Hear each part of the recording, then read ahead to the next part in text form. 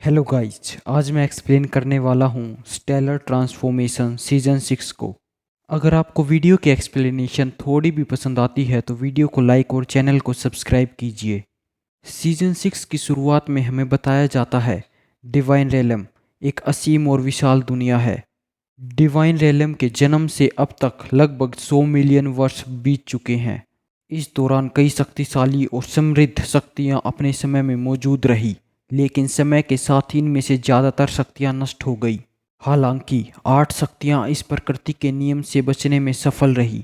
जन्म से अब तक के 100 मिलियन और 2 क्वाड्रिलियन वर्षों में ये 8 शक्तियाँ अनंत रूप से अस्तित्व में बनी रही और इन 8 शक्तियों के लीडर्स को सेज एम्परर कहा जाता है। 8 ग्रेट सेज एम्परर ये लोग डिवाइन रेलम में सबसे ऊंचे दर्जे के थे। ताकत के मामले में ये सभी सेज एम्परर गॉड किंग्स की शक्ति रखते थे। वे केवल लेजेंडरी एक्जिलेटेड सेलेस्टियल से ही नीचे थे। शक्ति के मामले में इन 8 ग्रेट सेज एम्परर के मुकाबले कोई नहीं था और हथियारों के मामले में इनके पास विरासत में मिले ग्रैंड मिस्ट स्पिरिचुअल ट्रेजर्स थे जो डिवाइन रेलम के जन्म से ही अस्तित्व में थे। ये सभी 8 ग्रैंड मिस्ट स्पिरिचुअल ट्रेजर्स प्रथम श्रेणी के थे।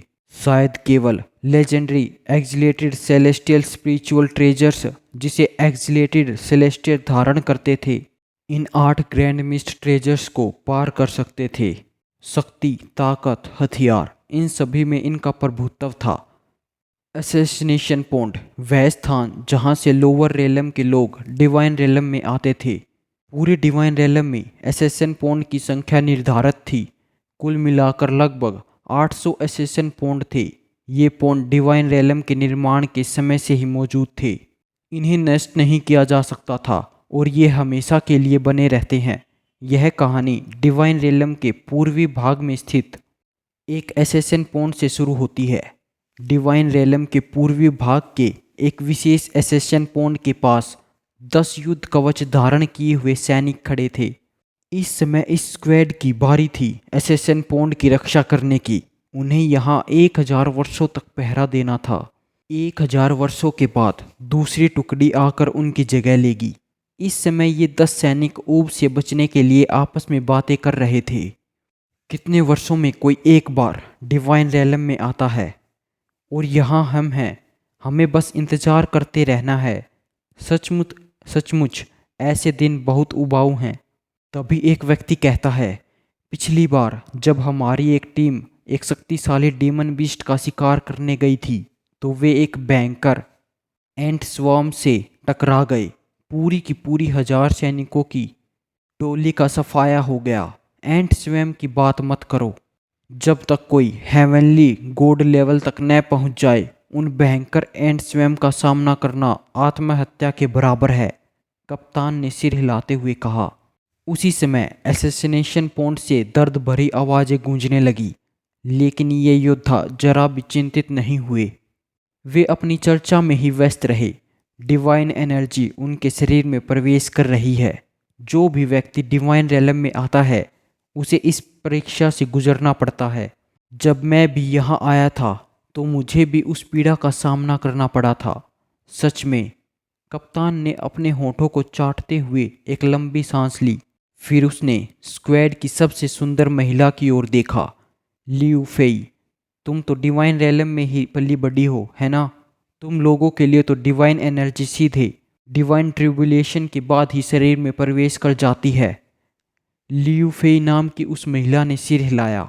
हाँ, डिवाइन ट्रिब्यूलेशन पास करते ही ट्रिब्यूलेशन क्लाउड्स सीधे हमारे शरीर में डिवाइन एनर्जी भेज देते हैं। उस अनुभव को मैं कभी भी दोबारा महसूस नहीं करना चाहती। 1 घंटे के बाद 4 डिवाइन एनर्जी की किरणें अलग हुई। एसेशन पॉन्ड की सफ़ेद धुंध से 4 आकृतियाँ पॉन्ड के किनारे की ओर फेंकी गई। उन 10 योद्धाओं ने तुरंत तोड़कर इन चारों की मदद की। अरे, केवल 4 ही बाहर आए, 5वां अभी भी क्यों जारी है? डिवाइन रेलम के स्क्वाड के कप्तान ने हैरानी से कहा। बाकी 9 योद्धा भी भ्रमित थे।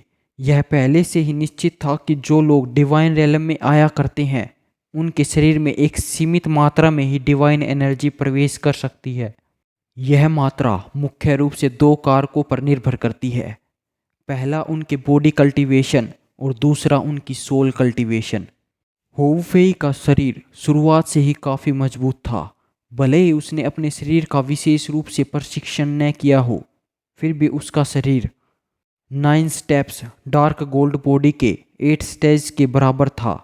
वहीं हेई यू उसकी शारीरिक मजबूती भी किन्यू के बराबर थी। होउ फेई और हेई यू ने हुआंग सू की ओर देखा। उन्हें महसूस हुआ कि उनके सामने खड़ा व्यक्ति बहुत शक्तिशाली था, इतना शक्तिशाली कि वे उसकी शक्ति का मुकाबला नहीं कर सकते थे। दोनों को यह भी लगा कि अगर हुआंग सू उन्हें मारना चाहे तो यह उसके लिए बहुत आसान होगा। इस आदमी से जो एहसास हो रहा है वह वैसा ही है जैसा हमें अपने बड़े भाई से होता है। होउ फेई और हेई यू दोनों के दिल में यह भावना थी। तुम दोनों ने जब डिवाइन रेलम में प्रवेश किया है तो तुम्हें यहाँ के नियमों का पालन करना होगा, लेकिन तुम्हें चिंता करने की जरूरत नहीं है। ये बाकी आए हुए लोग अभी भी अपने शरीर को स्थिर कर रहे हैं, लेकिन तुम दोनों के शरीर पहले से ही इतने मजबूत थे कि तुम्हें यह प्रयास करने की जरूरत नहीं है। वांग सू मुस्कुराते हुए बोला। उधर सुंदर महिला योद्धा लियू फेई ने एसेसन पोन में उस व्यक्ति की ओर देखा जो अब भी डिवाइन एनर्जी के प्रवेश का सामना कर रहा था। उसने होउ फेई और हेई यू से पूछा, तुम दोनों उसे जानते हो? होउ फेई ने सिर हिलाया। वह हमारे बड़े भाई हैं। बड़े भाई? तो तुम तीनों भाई हो। लियू फेई के चेहरे पर एक सुखद मुस्कान आ गई। यह बहुत दुर्लभ है। 3 भाई एक साथ डिवाइन रिलम में आ गए। ऐसा लगता है कि तुम्हें भाग्य ने साथ में बांध दिया है। क्या मेरे बड़े भाई ठीक रहेंगे? हेई यू ने चिंतित होकर पूछा। एक दुबला पतला और कमजोर दिखने वाला योद्धा मुस्कुराते हुए बोला, वह ठीक है। मैंने आज तक ऐसा नहीं सुना कि कोई एसेशन पोन में डिवाइन रेलम में आकर कोई मर गया हो। तभी हेयू ने टेलीपोर्ट होने की कोशिश की, लेकिन स्क्वाड लीडर हुआंगसू जोर से हंस पड़ा। मैं तुम्हें बता दूं, भले ही लोअर रेलम में टेलीपोर्टेशन बेहद आम हो, लेकिन डिवाइन रेलम में यहाँ तक कि हाई लेवल हेवनली गॉड भी टेलीपोर्टेशन के बारे में सोचना भूल सकते हैं। वांगसू की ये बातें सुनकर किन्यू हैरान रह गया और उसकी ओर देखने लगा। तुम आज असेंडेंट करने वाले 5 में सबसे शक्तिशाली हो और इतने शक्तिशाली हो कि हम भी चौंक गए। अगर मेरा अनुमान सही है तो तुम्हारा शरीर बहुत मजबूत है। इसके अलावा तुम्हारी सोल भी बहुत हाई लेवल की है। शायद यह मिड लेवल गॉड स्टेज तक पहुंच गई है ना? हुआंगसू मुस्कुराते हुए किन्यू की ओर देखता रहा। हालांकि हुआंगसू मन ही मन सोच रहा था, इतनी सारी डिवाइन एनर्जी, अगर इसे डिवाइन स्पिरिचुअल स्टोन से अवशोषित किया जाता तो कितने पत्थरों की जरूरत पड़ती। यह लड़का सचमुच भाग्यशाली है, उसे इतनी सारी डिवाइन एनर्जी मुफ्त में मिल गई। किन्यू असमंजस में था। मिड लेवल गॉड पिछली बार जब वह जियांग यान के साथ था तब उसकी सोल हाई लेवल गॉड पर थी, जबकि किन्यू की soul mid level god level के पीक पर थी। केवल अपनी मेट्रोइक टीयर की मदद से वह किसी तरह low level heavenly God level तक पहुंच पाया था। बहुत दुर्लभ है। किसी की सोल को इस स्तर तक विकसित करना सच में बहुत दुर्लभ है। वांगसू मुस्कुराते हुए बोला। डिवाइन रेलम में प्रशिक्षण करते हुए भले ही कोई पूरी निष्ठा से साधना करे, तब भी मिड लेवल गॉड तक पहुंचने में कई दशकों का समय लग सकता है, और तुमने डिवाइन रेलम में प्रवेश करते ही यह लेवल प्राप्त कर लिया है। वांगसू ने अचानक उस पुरुष और महिला की ओर देखा जिन्होंने आखिरकार अपने स्थिर शरीर को स्थिर कर लिया था और खड़े हो गए थे। वांगसू ने सिर हिलाया और कहा, अच्छा, अब जब तुम सब ने अपने शरीर में डिवाइन एनर्जी के प्रवेश को सह लिया है और शरीर स्थिर कर लिया है, तो अब मैं जो तुम्हारा प्रभारी हूँ तुम्हें डिवाइन रेलम की कुछ बुनियादी जानकारियाँ दूंगा। किन्यू, होउ फेई, हेयू, वह पुरुष और महिला पांचों असेंडेंट हुआंगसू की ओर देखने लगे। डिवाइन रेलम के नियमों के अनुसार जो भी डिवाइन रेलम में नया आता है उसे 1000 साल तक डिवाइन स्पिरिचुअल स्टोन माइन में जाकर मुफ्त में सीज एम्परर के लिए पत्थर खनन करना होगा। इन 1000 वर्षों में तुम्हें किसी भी प्रकार का प्रतिरोध या भागने की कोशिश नहीं करनी है।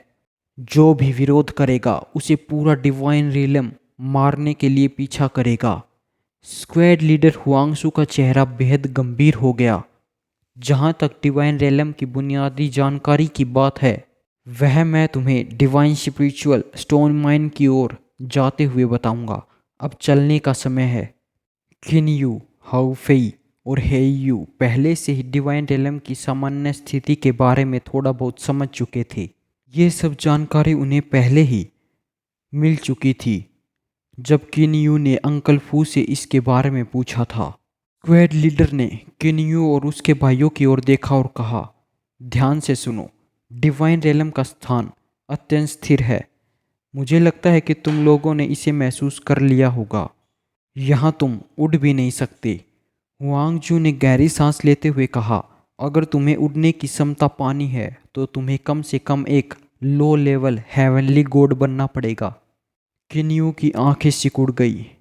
किनयू के मन में एक सवाल उठा, क्या लाखों गॉड्स में से सिर्फ एक ही हेवनली गॉड होता है? ऐसा लग रहा था कि हेवनली गॉड्स लेवल तक पहुंचना वास्तव में बहुत कठिन था। स्क्वाड लीडर हुआंगजू ने आगे कहा, याद रखना, एक लो लेवल गॉड की डिवाइन अवेयरनेस शरीर से बाहर नहीं निकल सकती है। मिड लेवल गॉड की डिवाइन अवेयरनेस केवल 10 मीटर तक शरीर से बाहर जा सकती है और हाई लेवल गॉड की डिवाइन अवेयरनेस लगभग 100 मीटर तक जा सकती है। इसी तरह यह शक्ति धीरे धीरे बढ़ती जाती है। लेकिन जहाँ तक हेवनली गॉड की बात है, मैं खुद भी इसके बारे में पूरी तरह सुनिश्चित नहीं हूँ। किनयू ने यह सुनकर मन ही मन अपना सिर हिलाया। किनयू ने पहले ही अपनी डिवाइन अवेयरनेस यानी डिवाइन चेतना को शरीर से बाहर फैलाने की कोशिश की थी, लेकिन मेट्रोइक टीयर की शक्ति से बढ़ावा मिलने के बावजूद वह केवल कुछ 100 मीटर तक ही डिवाइन अवेयरनेस फैला सका।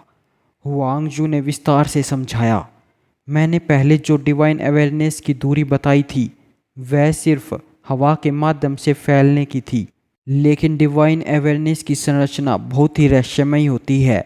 यह शायद डिवाइन स्पिरिचुअल एनर्जी से जुड़ी हुई है।